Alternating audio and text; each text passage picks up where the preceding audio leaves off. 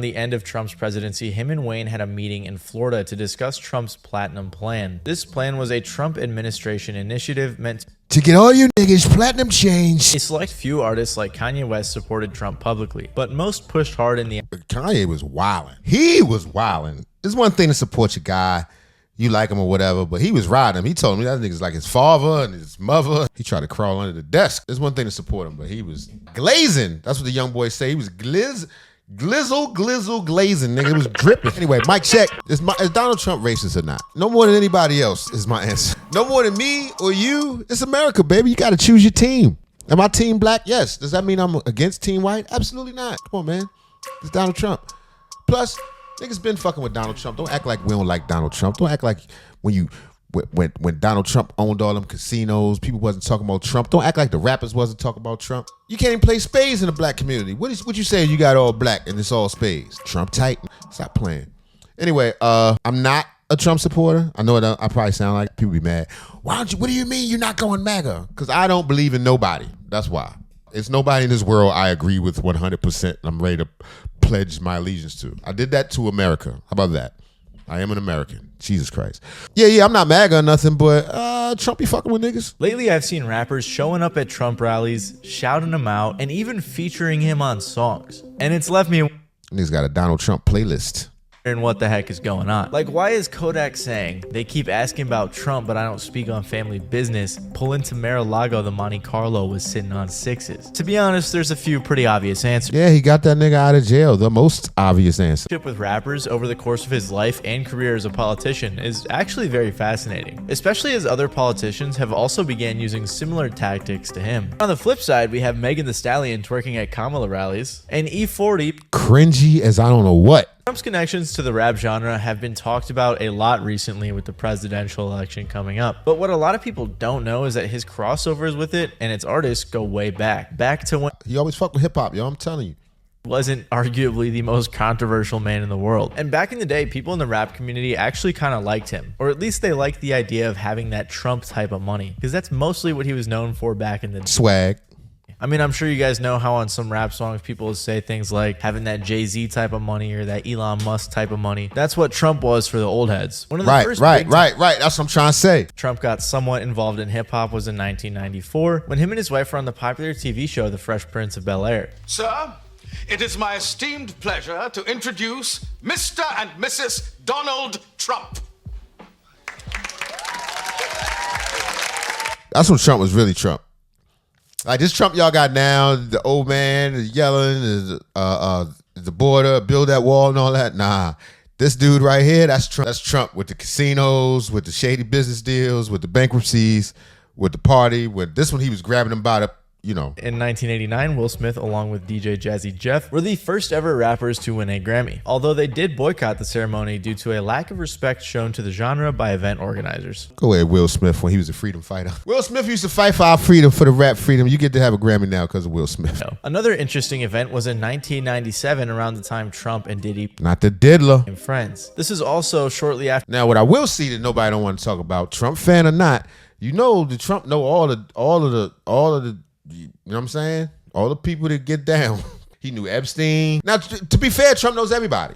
You know, not just them, but he happens to be plugged in with Epstein, Weinstein, Diddy Steen. He know him. That's all I'm saying. His death of Biggie and the release of Puff's debut studio album that launched him into further rap relevance. With this new level of fame, Diddy and Trump became fast friends, being spotted together at the US Open as well as at the opening of Diddy's restaurant. He's doing pretty well. He's the #1 guy, and his records are great. The whole thing is just, he's done a tremendous job, and what he's done here is really fantastic. Just a year later in '98, Method Man had Trump on a skit in which he expressed his excitement about the upcoming album. Hey Method Man, this is Donald Trump, and I'm in Palm Beach, and we're all waiting for your album. Let's get going, man. Everybody's waiting for this album. I remember that. That was a big deal. And End of message. Apparently the reason Trump helped is because he's friends with Def Jam Records co-founder Russell Simmons. Russell Steen. Pretty wild that he did it. You actually got Donald Trump to record something for your album. Yes. Thanks to Russell Simmons. Russell is a friend of his, and Russell called in a favor because I just wanted a bunch of different cameos on my album. In 2005, on Jeezy's track Thug Motivation 101, he said, "I'm Donald Trump in a white tee." And Young Jock in 2006, on his song It's Going Down, said, "Boys from the hood call me Black Donald Trump." From 1995 to 2015, Trump got name dropped in 9 Rick Ross songs, 7 Nas songs, 6 Migos songs, 6 Young Thug songs, 5 Lil Wayne songs, and 5 Raekwon songs. So it's time. And then for a couple years, he got mentioned in a lot of rap songs too, but it was a lot of fuck Donald Trump records. But yeah, it happens. You know, you go up, you go down. When he appeared on G-Unit Radio with DJ Woo Kid, Tony Yayo, and 50 Cent, who called in. Throughout the whole conversation, they were joking about how much money Trump had. When 50 called in, Trump mentioned how him and his children are big fans of 50's music. He also "We love you, 50. We love your stuff. We like to see you. I'm coming through, 50. G-Unit was a great group. That's my best Trump. And he was supportive of their music during their meeting. I like that. That's very good. I like. See who I'm sitting next to? Donald Trump. Smell the money. Niggas, you know who you with. It's Tony Yayo up in this. Donald Trump, just say something. I'm here, folks. I'm here. I'm here, folks. The money. Great group of people. Smell the money. So it may seem like the hip-hop community loved Donald Trump back in the day, but that's definitely not the case. A lot of people, even back in the 70s, 80s, and 90s, thought that Trump was racist. For example, he was...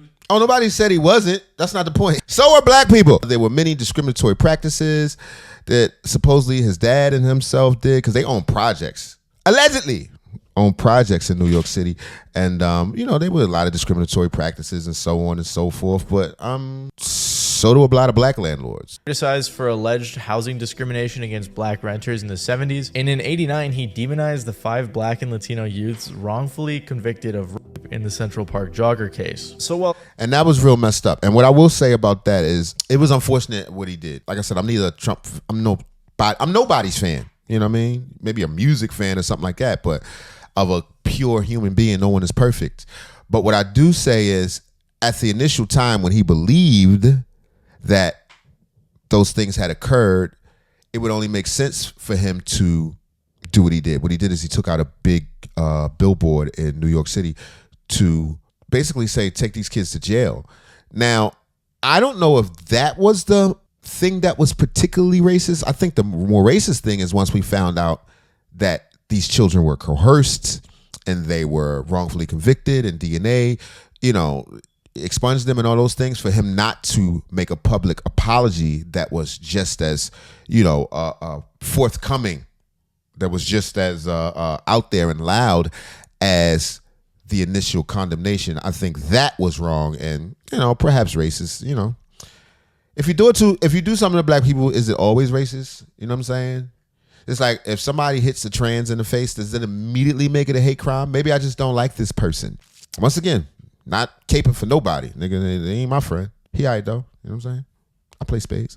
Some artists would rap about his wealth and often aspire to have the same. Some people felt different. Like on the Beastie Boys' 1989 track Johnny Ryle, where Trump was contrasted with a home. ESPN's political site compiled that between 1989 and 2014, 19% of song lyrics about Trump were negative, while 60% were positive. As for the other 21%, I have no clue what happened. The important thing they just mentioned them. That statistic is the time frame, because it was in the early 2010s when that sentiment began to shift, and there was a major reason for that. Ladies and gentlemen, I am officially running for President of the United States. Why were people so pumped even before he even said anything? We didn't even know what side he was going to be on, what he was going to be about. Because to be fair, Trump tried this before. He was a Democrat before. Y'all don't remember that. Y'all remember that. That's the benefit of getting old. You see that all this stuff is all crap. He even supported the Clintons earlier in their earlier days, in their heydays. I'm telling you, Trump is like Don King. He trying to leave the ring with the winner. You probably have heard the 2011 Mac Miller hit song Donald Trump, as it now has over 200 million views on YouTube and has been certified platinum. But lots of people today don't know the full story of what unfolded in the years following the song's release. In the song, Mac raps about his goals, at times comparing them to Donald Trump's success and how he plans to do the same. In the chorus, he says, "Take over the world when I'm on my Donald Trump shit. Look at all this money, ain't that some shit?" Fans love the song so much that it actually was Mac Miller's first Billboard Top 100 charting song. It also reached 20 million YouTube views within a year, which ended up catching Trump's attention. In response, Because you know Trump like the winner. Donald posted his own video that somewhat congratulated the young rapper, asked for a share of money, and even said Mac was the new Eminem. A lot of people are calling me about the Mac Miller rap song. Now, A lot of people are calling me about the Mac Miller rap song. named Donald Trump. Maybe you should pay me a lot of money, but it just hit over 20 million people tuning in to Mac Miller. So in one way, I'm proud of him. I haven't actually seen the language. It's a little bit hard to understand on the song itself. He don't care. He just know his name in it, and he try and win. Probably it's not the cleanest language we've ever heard, but this kid is the new Eminem. Everybody says he's fantastic, and let's see what it is. But the Donald Trump song just hit over 20 million. My favorite part of that video was maybe he should pay me a lot of money, because we'll see that come into play later. Mac's response to the video was appreciative, and at some point he even sent Trump the gold certification plaque. But since it was coming from a businessman, Mac did say he felt like the compliment wasn't very genuine. Mac said, "He's not going to be like, I was listening to this Mac Miller kid and he seems influenced by a Tribe Called Quest. He seems like he listens to a lot of Big L growing up and that he's really going there in hip hop. All he meant was I'm a white rapper and I'm blowing up." But regardless, as the song continued to grow in 2012, hitting 54 million views, Trump's tone started to change. He dropped a second video where he hammered harder on the idea of him deserving royalties. A young rapper named Mac Miller just did a song called Donald Trump, and I've just been told We'll do a copyright strike with that ass. it hit over 54 million. 54 million people. I want some money, Mac. Give me some money. I'm entitled to 25% at least. This video is when things took a turn for the worse. Mac responded I'm entitled to 25% at least. on an interview with Complex where he dropped some honest opinions. He said, "When he started running for president, I was like, oh, this is horrible. I have a song with this dude's name, and now he's being such a douchebag." Mac also said, "The thing that bothers me the most is that he always says things like 75 million views on the song Donald Trump. Mac Miller, you're welcome. I could have said, take over the world when I'm on my Bill Gates shit. It doesn't matter. That shit just pisses me off." So basically, Mac But you didn't. was saying it wasn't Trump's name that made the song big. It was the whole idea of like having money, kind of like we were talking about earlier. So he was mad. Right, but you chose Trump, nigga. You could have chose better. Could have said Elon Musk. It's kind of the same. It don't have the same rhythm. Trump thinks the song was big because of him. In response to this, Trump went on quite a few Twitter and Facebook rants. At one point, he even threatened to sue. Throughout the months, Trump said, "Little Mac Miller sent me an expensive plaque for making his song Donald Trump such a big hit. You still don't have the right to use my name. Little Mac Miller, I'm now going to teach you a big boy lesson about lawsuits and finance. You ungrateful dog. Little Mac Miller, I have..." You ungrateful dog. And that's the thing. Trump will call anybody names. Mac Miller's a little white man. He didn't care. God goes by a simple principle. You fuck with me, I'll fuck with you. Both ways. You know what I'm saying? If you don't rock with me, I don't rock with you. I kind of respect that. And there's a slight age difference. Mac Miller has over 79 million hits on YouTube and just hit platinum with his Donald Trump song, Screw You, Mac. It was announced that Mac Miller's song Donald Trump went platinum. Tell Mac Miller to kiss my ass. Larry King interview where he said he He went crazy on Twitter. opposed to meeting Trump and talking it out. I don't judge or act like I know anyone, especially in celebrity culture. I'm big on this where like you can't pretend that you know someone if you've never met them, you know. Correct. So I would That's why I talk so much shit. Y'all be mad at me. I'm like, I don't even know these niggas. They don't know me neither. I'm just talking. definitely be down to have a conversation with him. Will I vote for him? I don't think so, but you know, I have nothing against him at all. So as we saw, when Trump began campaigning, more and more people started disliking him. 1, because of the things I mentioned earlier. 2, I'm sure the Mac Miller situation didn't help. And 3, there's a bunch of other reasons in general people don't like this guy. But it's important to take a step back from the focus on Trump and to look at hip-hop's changes and crossover with politics around the same time. Some say that the first major instance of direct presidential interaction was when Obama Is that Cam Newton? Big Sean at the White House in 2014. On this day, the first ever rap show was performed at the president's house in front of over 30,000 people as part of an Easter celebration. It is important to note, though, that alongside Big Sean was Ariana Grande as they performed her song right there. But regardless, it does still count as a big moment and a first for the genre. Overall, Obama had a key role in progressing the mixing of hip-hop with politics through his actions. For example, he through his blackness, Kanye, and more in his speeches. We honor those who walked so we could run. So we can run. We honored those who walked so that we can run. Must run so All right, our I'm working children on it. soar. Jay-Z So our children soar. those lines in a song imagining an American black president before there ever was one. Obama was actually pretty tight with Jay-Z. He campaigned with him, talked What about Jeezy, nigga?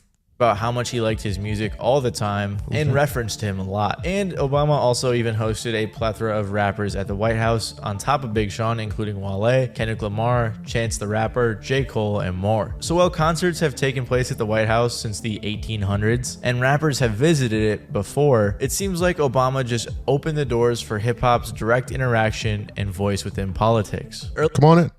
Come on in.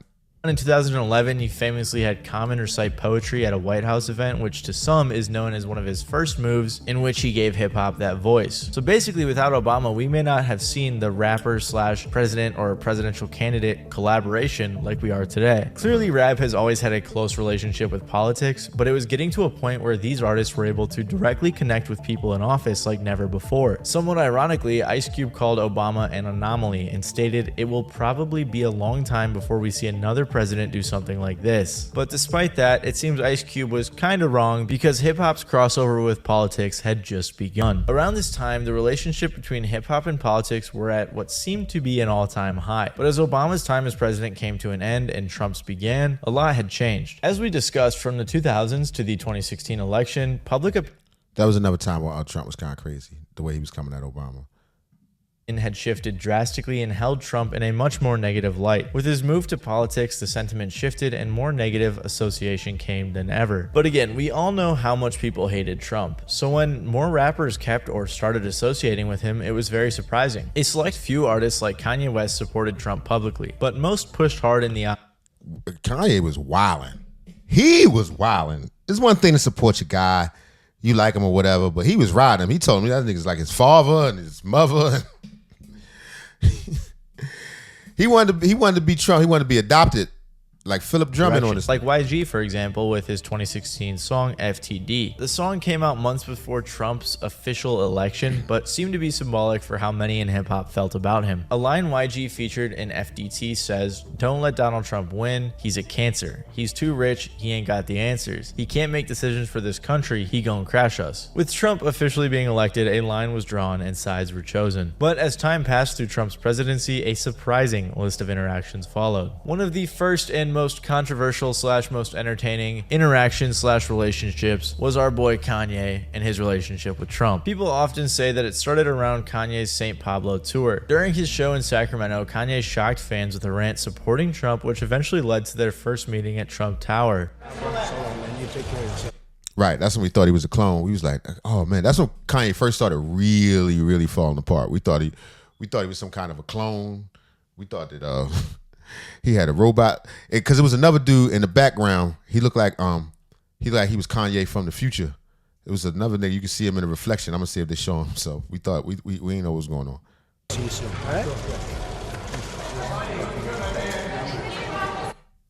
This nigga, and that's probably that's one of the ain't that the Kardashian husband, the Kardashian mother, husband, father one?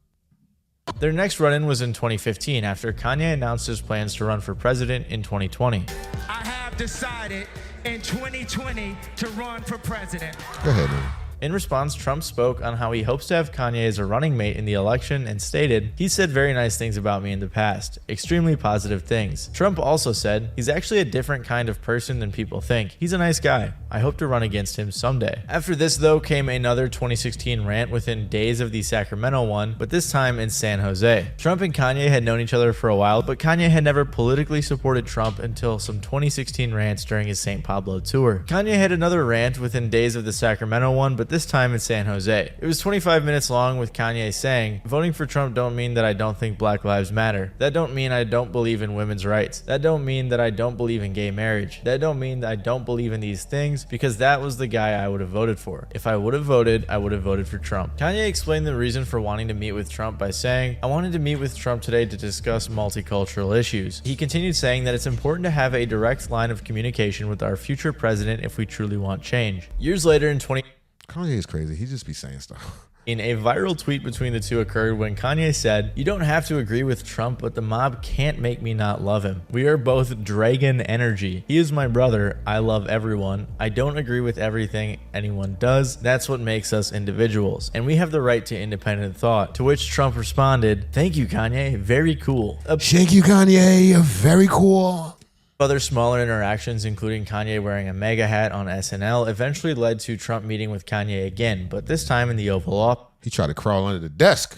Before the two had lunch, Kanye gave a 10-minute speech in front of press, touching on all topics which left Trump's. That shit was embarrassing. It's one thing to support him, but he was rock glazing. That's what the young boys say. He was glizzle glazing, nigga. It was dripping. Probably because most of it didn't make sense. However, in the speech, Kanye said, "It was something about when I put on this hat that made me feel like Superman. You made a Superman. That's my favorite superhero. You made a Superman cape." This again all built up to another meeting in around 2022 in which Kanye allegedly asked Trump to run as his vice president in the 2024 election. Apparently the meeting... That's what made Trump mad.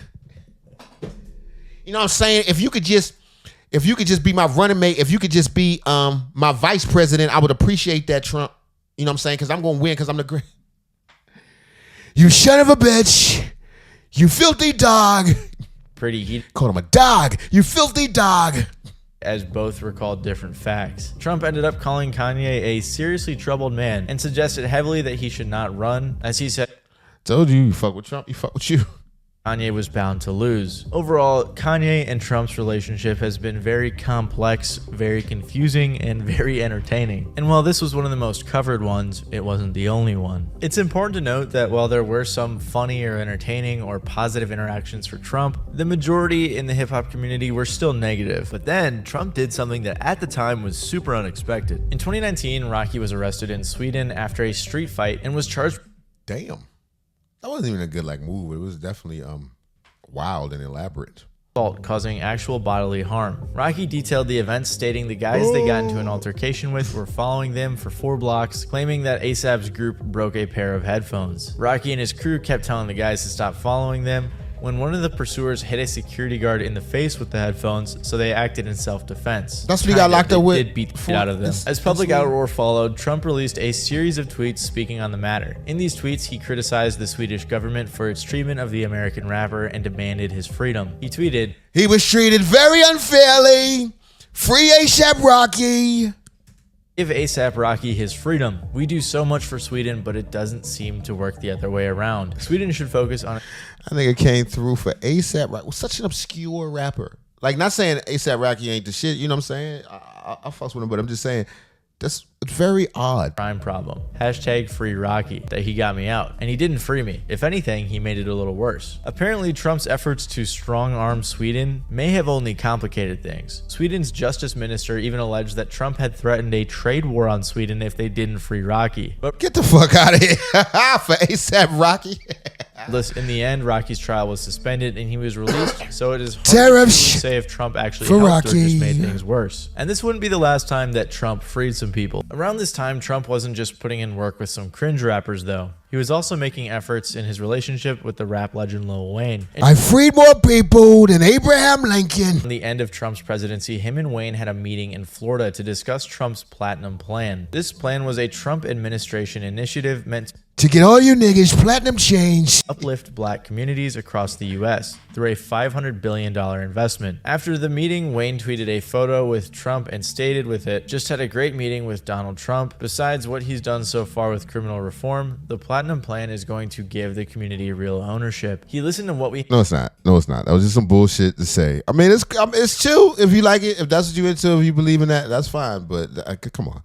Another person who was involved in the Platinum Plan was Ice Cube, who after being involved had to explain that the meeting was not a form of endorsement, but instead he claimed it was an opportunity to discuss Trump's contract with Black America, which... Yo, and that was some real shit. And motherfuckers got mad about that. And I think that's very reasonable for someone to ask of a group of people. Like we always protesting and beefing about something, but it's like at the same time, what are we asking for?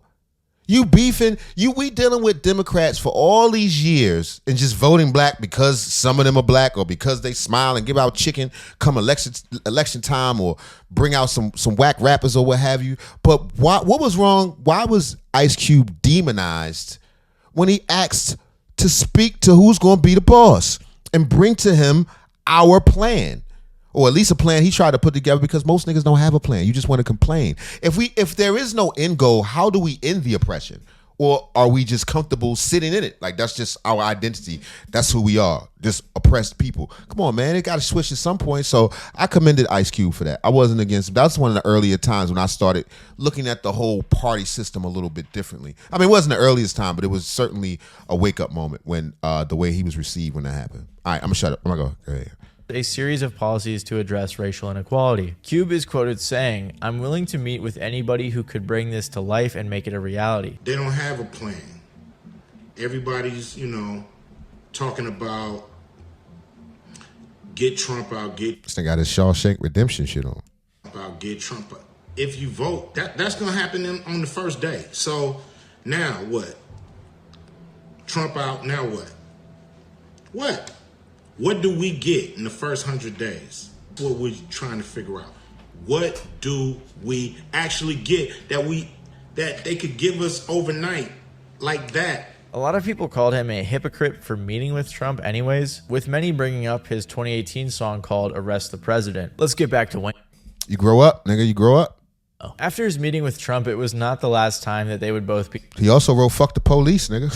...line together. As part of Trump's presidential pardons before leaving office, he included Wayne amongst others. Lil Wayne's charge comes from him pleading guilty to possession of a firearm and ammunition by a convicted felon. And many people wanted Wayne to get a pardon. One of Lil Wayne's attorneys said, "A pardon for Mr. Carter is consistent with the views of many jurists, including Supreme Court Justice Amy Coney Barrett, that prosecuting a non-violent citizen for merely possessing a firearm violates the Second Amendment to the U.S. Constitution." These supportive statements, his meeting with Trump, and his attorney's efforts eventually aided in Wayne's freedom, as he was later pardoned by Trump. Some people theorize that he met with Trump so that he could get on his good side, so that he could eventually get pardoned if need be, but... Yeah, nigga, it wouldn't hurt. Kodak Black is another rapper who had legal issues around the time Trump was leaving office. I can't believe Kodak Black existed. This motherfucker look crazy as shit. Prison, and he had served 2 years of his 4-year sentence. And then Trump pardoned him. Part of the reason he got pardoned was because of a lot of charitable donations he made in support of his community and underprivileged members. I'm saying, people may get upset about that, but that's how America works. We need to learn that motherfucking game, nigga. That's how it works. You can complain about it or you can get with it. You get a couple dollars, you put some influence in there, you put your money at the right place. And that's what we don't do with our politicians, period. Make them indebted to us. Who pays you runs you. Some of the donations he made while he was still in jail, and others were years before he was even convicted. So White House officials put out a statement saying he is committed to supporting a variety of charitable efforts, such as providing educational resources to students and families of fallen law enforcement officers and the underprivileged. Hey, bro, you voting for Donald Trump this year? Of course.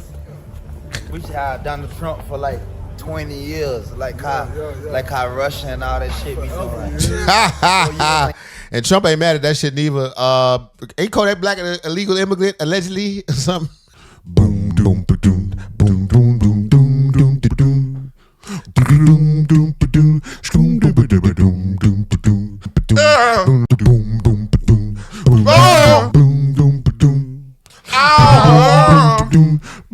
wow, wow, wow, wow.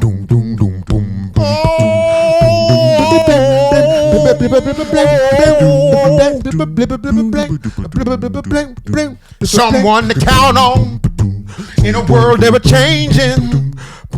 Here I am, where you're standing. What you need is a lover, someone to take over. Oh baby, don't look any further.